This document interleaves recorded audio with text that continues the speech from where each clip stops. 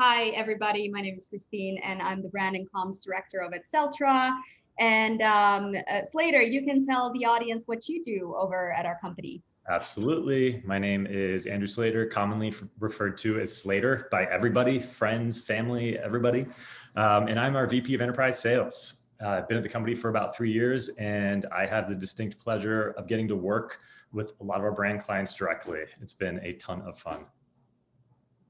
Yeah, so today you obviously, having signed up for this webinar, you know that our topic is going to be all about creative automation for marketers. And I'll be taking you through the introduction to today's topic. Then we'll have Slater take you through some of the most popular use cases for creative automation, because we know it's not so much a better way of running current workflows in creative production, but it's more of a different way. It's a way to transform how you work today. And with that, Slater, I'm going to see you in a little bit. And I'm going to be taking you guys through the introduction. And so everybody who's tuning in right now for the third time, I'm Christine. I'm our brand and comms director here at Celtra. And so let's talk about creative automation for marketers. So here's our agenda for today. We'll be talking through the shift in consumer expectations and how that is really driving massive creative pressures in the marketing organization. Then I'll turn it over to Slater, and he'll talk through the creative automation part, discussing the most typical use cases. So from building and deploying global toolkits for brand excellence to supporting growth and performance, and especially e-commerce, which is a hot topic for all marketers today. And then also talking about scaling personalized creative. And so with that, we'll go right into the topic of today. And so after I'm done with the presentation, please feel free to leave questions for our Q&A. So we will be taking your questions, answering them to our best knowledge. So the shift in consumer expectations. We ran a survey recently asking consumers what they think about creative and the types of ads they're really seeing out there in the internet world. And 66% of consumers think that brands are running too repetitive advertising. We feel that pain also as consumers. We keep seeing that same creative approach over and over again, to the point that it kind of becomes that wallpaper, and we really don't react to that anymore. And on the flip side of that same coin, 67% of shoppers want to see a variety of storytelling approaches from marketers. So there is that hunger to see more. And moreover, consumers today expect high quality design. So we saw that over half of shoppers haven't bought a product from a brand because the ad was poorly designed, even though they otherwise would have considered it. And on the other side of that, 74% are more likely to be loyal to you if you have consistent branding. So it's not just about having those great e-com experiences or great landing page destinations. How is your actual creative showing up in the world?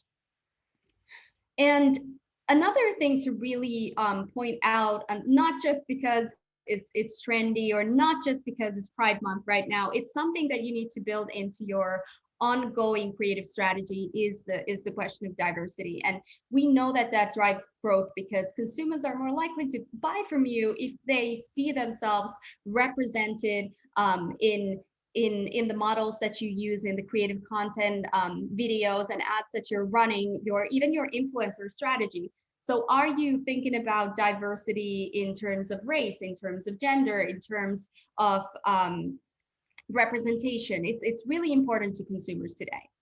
And so we know that today there isn't really such a thing as a free impression online. 90% come from paid media. You know that on these social channels you have to pay to play, which is building a lot of content pressures in the marketing organization. So we're seeing our content demands skyrocket. We're seeing more products, campaigns, content refreshes, new channels popping up. Now you have to be the master of TikTok overnight. And then you also want to run testing to see what's actually working for you. So your content demands are skyrocketing, and you might find yourself in a position where your production resources aren't really going up to support that demand. And that's what we call the content gap. So it's the delta between the ideal dream state of the amount of creative and also the quality of creative that you can produce, and then the production resources that really weren't meant to handle this type of content volume. You know, in the good old days, you were creating the print ads and radio and TVCs, and that's it. And now all of a sudden you're in this 24/7 cycle where your audience expects you to show up in a consistent way to your brand, but also be relevant and be interesting. And so brands are trying to solve this in troves of different ways. But volume demands really hurt creativity. 69% of marketers say that brand creative assets that they're also seeing out there in the market, and maybe even the assets that they're running themselves, are repetitive. And 63% of marketers say that very few brands are doing creative ads right now in the context of digital advertising. So something's got to give, right? Is there a different way to do this? Is there a way to transform how your creative is produced today, whether it's done completely in-house or whether you're working with partners such as production or creative agencies? You really need that layer of efficacy and efficiency in between where you want to get. And with that, the answer, or one of the ways to solve this, is creative automation. And with that, I'm going to hand it over, Slater, to you. I'm going to stop sharing, and we'll see you in a little bit for the Q&A. Great, thanks, Christine. So we definitely talked about some of the challenges, and let's talk about the solution. And what is creative automation? It is cloud-based creative production software that drives collaboration between designers and marketers, enabling them to get to market faster, right? By streamlining the entire creative production process from that original concept design all the way through media-ready assets. And additionally, we do that by separating content from design. So starting with the template builder, where designers can jump in and start defining the core look and feel of their brand for an upcoming campaign, and then connecting that template to a content feed. It's typically where we see marketers and copywriters jump in and start collaborating inside the software and defining all the different permutations of that original template for the media plan that they have coming up. And at the end, you're presented with these beautiful shared toolkits that are easily shareable and referenceable for upcoming and future campaigns. And additionally, it offers built-in briefing, review, and distribution, starting on the left with production in the cloud, equaling real-time updates and collaboration, getting to market faster. And then once you've built everything, you need a place to be able to review and provide feedback as well. So inside the software, that is streamlined without having to export, without having to send files back and forth, uploads, downloads, sending emails. It can be very cumbersome. And then finally, being able to push creatives live to your different channels of choice, whether that is paid or owned media, display, social, or other channels as well. So first, we're going to talk about our first use case here, our brand consistency with global toolkits, something that is incredibly important in today's world. And we've seen a ton of success from our different global CPG and apparel clients who are starting to define and streamline their global to local workflow, enabling designers to really jump in and start kind of creating these templates with built-in design rules for not only creative components, but thinking about brand guardianship and guidelines to make sure when they create that template, they have very granular controls to make sure that that is respected across all the different channels and sizes that they are producing for across all the different markets. So once you've defined that template, connect it to a content feed, here you have all these different localized assets across channels, across sizes, across animations, all within inside the software for very easy review. And then you can also drive collaboration within our commenting UI. So tagging users for review before you distribute and go to the next step. So what this really equals is simplified localization. So whether you are in one market, in one language, and you're looking to break into more, or you already are in many different markets and languages, and you need to define that global to local workflow and streamline things as you scale. So the main takeaways here are maintaining brand consistency. That's so important, right? You have these great big brand ideas and you need to make sure they're respected all the way through the creative production process. And you also need to be able to activate local markets incredibly efficiently with those toolkits and really launch campaigns faster in general, right? Super important. So the next one that we're going to talk about is supporting growth and performance. We've seen a ton of success with a lot of our clients that are moving into e-commerce very aggressively, and also with the proliferation of growth and performance marketing functions with inside brands. So in this case, we're going to talk about video. So being able to select all the different channels and formats that require video creatives, kind of naming that design file, being able to start defining that template. The workflow is the same, whether you're designing for static, animation, or video. And inside the software, you can start with static assets and then use timeline animation to turn them into videos, or take already rendered video assets and then layer different scaling dimensions on top of them. So here you start populating the content feed for each of your different scaling dimensions for each of those different variants. And then you're able to review the templates across channels, across sizes, and make sure they retain that look and feel before you start scaling. So you generate creatives, maintaining that taxonomy all the way through, which is incredibly important. Be able to preview all of them and easily filter and review all the different creatives in one place. You can imagine how big of a time saver this is, right? When you're thinking about having to produce all these manually before creative automation, or automating the production of these variants without having to sacrifice any creativity, and then be able to share all the videos or just a subset with anyone on your team.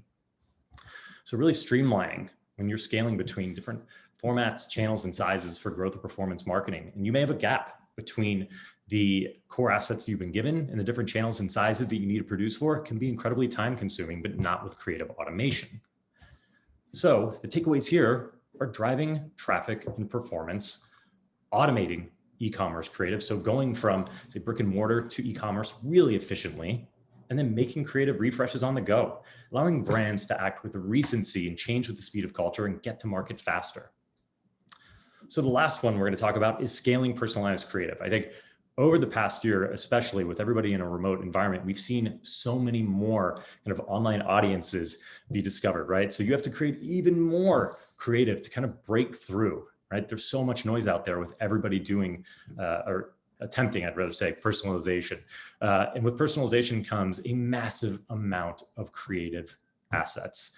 So again, inside the software, you're able to streamline that entire creative production from that original concept all the way through media ready assets, driving collaboration between designers and marketers. So you can see inside the software, creating everything is incredibly efficiently, and you can preview everything, different animations, you can filter, again, making everything incredibly efficient. So kind of what's really important here to take note of is that you may have to create different designs for testing.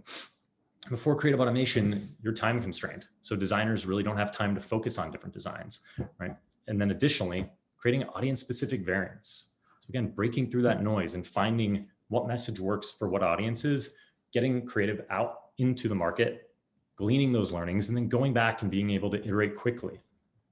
So the key takeaways here are audience-based variants, which are incredibly important in today's personalization journey, being able to create different design variants, right? So different looks and feels, facilitating multiple creative approaches, and also dynamic messaging.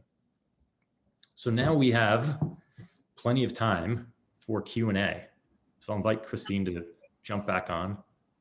Yeah, we've got a couple of questions here already. Let's start with industries. So what kind of brands do you see benefiting from creative automation? What are like the typical verticals that this could be applied to? I hate to be general, but all of them. Anyone that is doing personalization, anyone that is scaling, anyone that is driving for growth and performance. We see tons of success across many different verticals. CPG, apparel, retail, QSR. I mean, really runs the gamut. Anyone that is producing a number of creatives can benefit from automation. Absolutely. And I think for all of you marketers out there that are you're starting to plan your Q4 holiday campaigns right now, or are maybe planning to take that on the table next month. This is a great time to start considering your workflows to produce that volume of campaigns for Q4. Okay, so we've got a bunch of questions here coming in. So firstly, who do you see using this software, the in-house studio? Yeah, that's a great question. So sure, it could be the in-house design and marketing team at a brand. We've also seen a lot of success from external production agencies leveraging it on behalf of the brand. We also see a lot of success from agencies directly as well. And then I'd say within inside those teams, or within inside those different kind of units, we see designers obviously, having a ton of success with the template builder. We have really seen a lot of success, which is exciting for us, engaging marketers and having them kind of collaborate inside the software as well. So jumping into that content feed along with copywriters, translation experts, really seeing a lot of success there. Yeah, and I think one point to make here is that when you're working in the cloud, you can operate all kinds of setups, regardless of if they are your in-house team members or external partners. So there is that flexibility to give different permission levels for different people who work in that production workflow. Great point. Can you guys integrate into DAM solutions? We get that question a lot. Yes, we can. Yeah. We know how incredibly important DAM solutions are to brands today. So yes, absolutely. And here we have a good question on what software is being used for this automation, and I can take this one. So it is our Celtra software. So it is a software product that we built. We've been around for a good, I want to say 13 years now. So we've been on the front of creating creative technology for advertisers, for publishers, for media platform for over a decade now. So all of the technology that we use is proprietary and built in-house by our engineers in Slovenia. Let's see, then next question. So does your platform buy media, deploy creative, and or track metrics? So we do not buy media. Yeah. We don't. We can deploy creatives, absolutely. So the distribution part of the software that I talked about before is incredibly important. So we have different API connections with today's leading display channels, and also kind of the usual suspects of the social world. We also just launched an integration with Pinterest, which is incredibly exciting. And you also have the ability via Export API to kind of plug into really any channel or any distribution endpoint. So I think a DAM is a great reference point there as kind of your single source of truth for everything that's been distributed. So yes, what was the third part of that question? Oh, and or track metrics. So we are actually launching Creative Graph, which is really cool. So kind of not media metrics, right? So we believe that media metrics and reporting should live, in the social channels. It should live in kind of your media ad server. But one thing that we're launching that's super cool is called Creative Graph. So actually looking at the individual elements of a creative, right, and understanding how they perform. So designers and marketers can take a look at different templates that they've created and different elements of that template, find out what's working best, and then go produce more of those. Mm-hmm. And then a specific question related to video. Are there limitations to dimensions? Can you create your own dimensions, such as, I believe this is 9220x 2160. It's definitely a little too technical for me. I can start to answer that, and I'd probably get into a little bit of trouble. But I would say, being able to scale video is incredibly important to brands today. So I think, we are constantly iterating and evolving that and making sure that there are no limitations.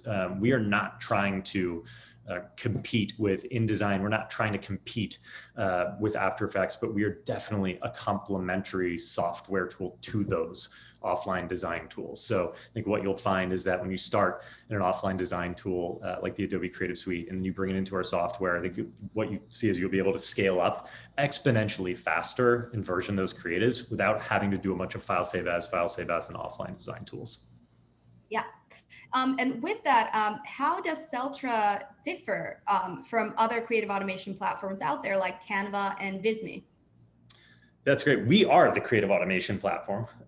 So the way in which we differ is that, we are really for designers and marketers to encourage collaboration. I think, when we think about different kind of automation softwares, I honestly believe what you really have to do is kind of choose between creativity and speed and agility. And with our software from the onset, we wanted to make sure that you didn't have to make a choice, that you could scale exponentially across all of the different channels that brands need to be on today without sacrificing creativity and still getting all the creatives that you need. So, we've really focused and been laser focused on that, and just making sure that we can be where brands need to be and that there are no restrictions around what you're able to do inside the software and where you're able to distribute. Yeah, and I think like also if you think about use cases for things like Canva is great for especially teams that have less of that design knowledge and need to be able to create good looking brand assets that are maybe used once. But once you go into this sort of cycle of running high volume of creatives in campaigns, let's say your global apparel brand like our customer Adidas, and you're running these acquisition brand remarketing campaigns in, let's say, 25 different markets, and you're going to have to automate the creation of all those different variants, all those different localized languages. That's not really something that Canva is built for, and that's exactly what Seltra is built for. So it's also different use cases. And then I've got a couple questions. I'm just going to merge these because they're pretty similar in where we have a question around importing InDesign templates or having integrations with Adobe and Figma. So on the Adobe side, I can take that one. So we do have an Adobe integration, which means that you can bring your artboards with kind of like a one-click integration and preserve those artboards when you import them into Seltra. So you can kind of just take them and have them recreated as is without having to manually build those one by one manually in Seltra. So we do have that integration in place. On Figma, Slater, do you have knowledge Yeah, on sure. that? Yeah, Yeah. absolutely. So currently we do not have an integration with Figma, but we are scoping it out. Yeah. But the way that you can bring individual assets from any offline design tool is just by simply exporting them as a PNG layered files and then just dragging them, dropping them right onto the canvas and then recreating that layout. It's very easy. Absolutely. And with that, I would like to thank you all for joining this session. If you want to get in touch with us, you can email Slater at andrewslater@seltra.com. You can email me at christine@seltra.com. You can listen to our Brandside podcast on Apple and Spotify. Check out our latest episode with Clean Cult. We're discussing all things CPG there. And thank you so much for joining our Quick Express session today, and have a great day. Thank you. Bye all.